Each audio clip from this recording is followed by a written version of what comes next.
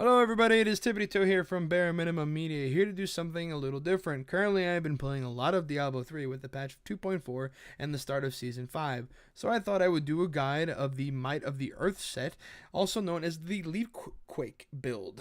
Now I play hardcore, which is permadeath, and that means I lose everything if my character dies, so this build is a little bit more defensively built rather than pure offense. However, feel free to change it as you wish. It's not much different than normal mode overall. So let us begin with the key items. The first up is the set that you need, which is the Might of the Earth set. It requires all 6 pieces for the build to function, obviously. And it is the shoulders, chest, hands, feet, legs, and helm. The 2 set, which reduces the cooldown of Earthquake, Avalanche, Leap, and Ground Stomp by 1 second for every 30 Fury you spend. The 4 set is Leap causes an Earthquake when you land, and additionally, Leap gains the effect of the Iron Impact rune and increases the effect and duration by 150%. Nice little defensive bonus just from the 4 set. The 6 set is an increase to the damage of Earthquake, Avalanche, Leap, Ground Stomp, Ancient Spear, and Seismic Slam by 800%. That's why the 6 set is so important.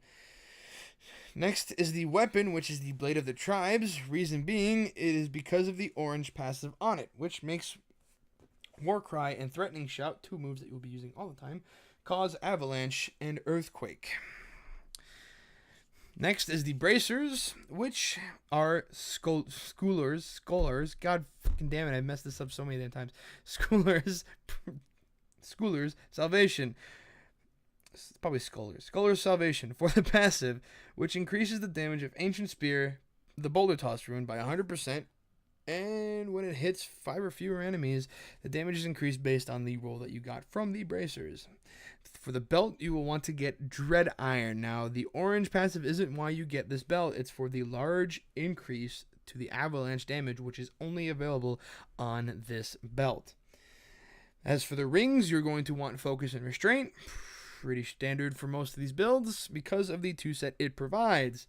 When you hit with a resource generating attack or a primary skill, deal 50% increased damage for 5 seconds. When you hit with a resource spending attack, deal 50% increased damage for 5 seconds. So essentially this will always be up because you're always either spending or generating fury, which is, it's just a stupid 100% damage buff that's constantly pretty much. The amulet you're going to want to get is obviously the Hellfire Amulet, and that is because of the free passive that comes with it. Now, you want to try and get a good passive. I currently have the Earthen Might passive, which is one of the main passives you need for this build, so I lucked out. The roll, it's not an ancient, but it will do for what it does. So some of the other passives you may want on this is either Earthen Might, Rampage, Nerves of Steel, Ruthlessness, or Animosity. Now, we go on to the legendary gems. The first one, which is here in the Hellfire Amulet, is Bane of the Stricken. Each attack you make against an enemy increases the damage it takes from your attacks by a percentage based on the gem level.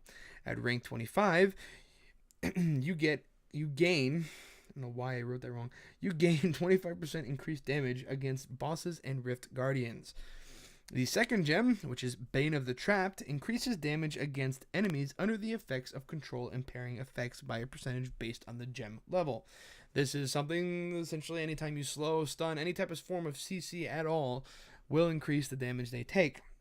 At rank 25, you gain an aura that reduces the movement speed of enemies within 15 yards, by 30%. Your third and final gem, the legendary gem, is going to be Esoteric Alteration. Gain a percentage based on the gem level of non-physical damage reduction. At rank 25, while below half-life, your resistances to cold, fire, lightning, poison, and arcane are increased by 75%. I cannot tell you how many times this particular gem has saved my life in greater rifts. It is just that strong of a passive once you get to rank 25. It's pretty nice. Now we're going to go on to the cube powers. For the weapon, you're going to want the furnace, which is pretty obvious, except I can't get a goddamn furnace to save my life. That being said, You should always try and get the furnace because of the pure damage increase it does for elites, which is 50% increased damage to elites. This counts for anything that is glowy and bad. This also includes Rift Guardians, that type of stuff. For the armor slot, you're going to want to get Loot Socks, which makes it so that you can leap 3 times within 2 seconds of the initial cast of leap. This is pretty handy with the, obviously, 4-set bonus of your set, which is just, it's pretty nice. Pretty nice. Constant niceness.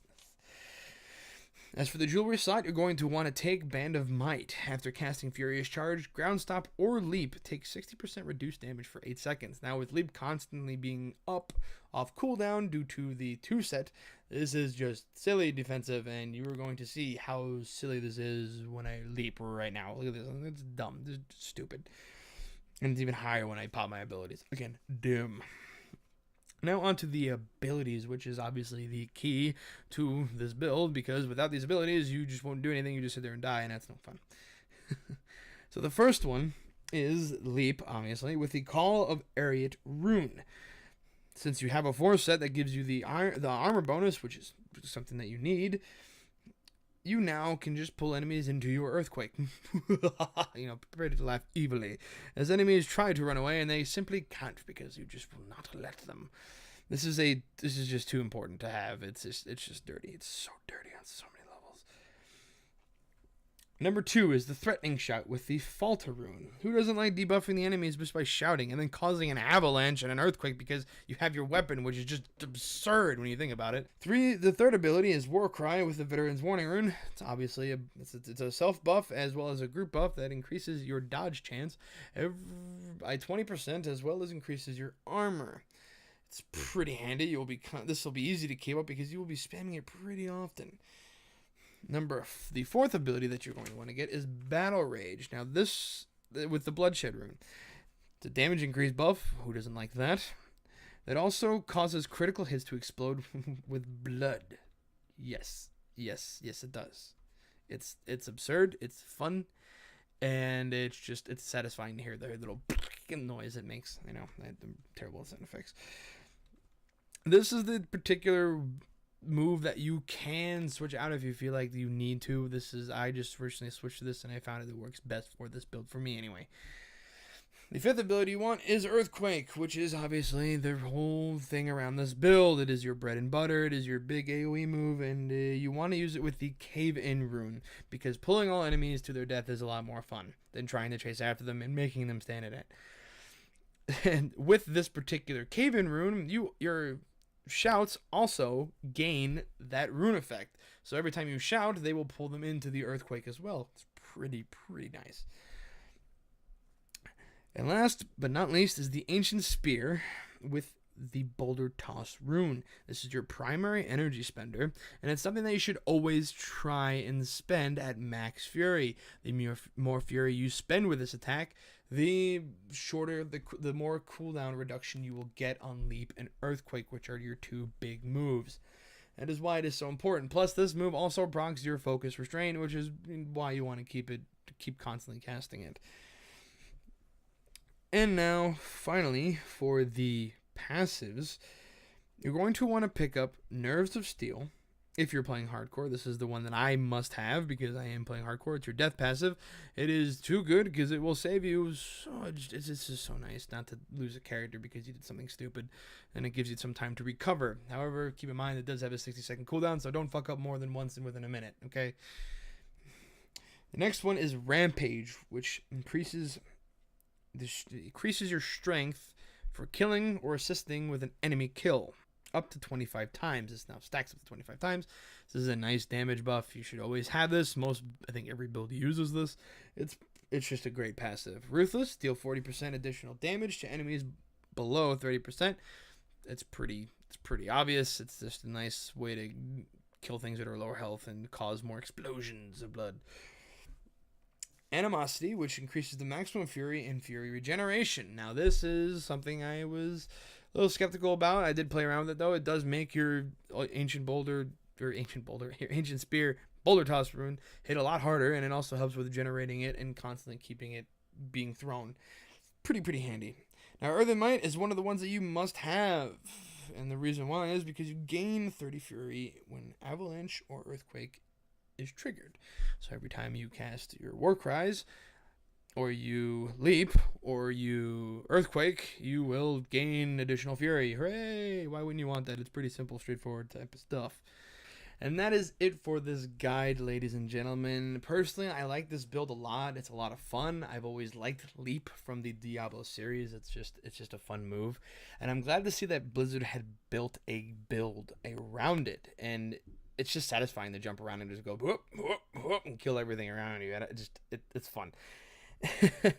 But this is my personal hardcore build. That doesn't mean that this is the best build out there. There are some people that have different variations of what they use and different stat priority and all that good stuff. I just find that this is the build that makes me the most comfortable at the moment with how I feel pushing G-Rifts. And as you can see, T10 is pretty much a joke with this build.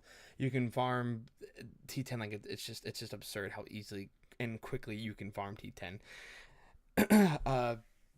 Let me know if you do like this guide.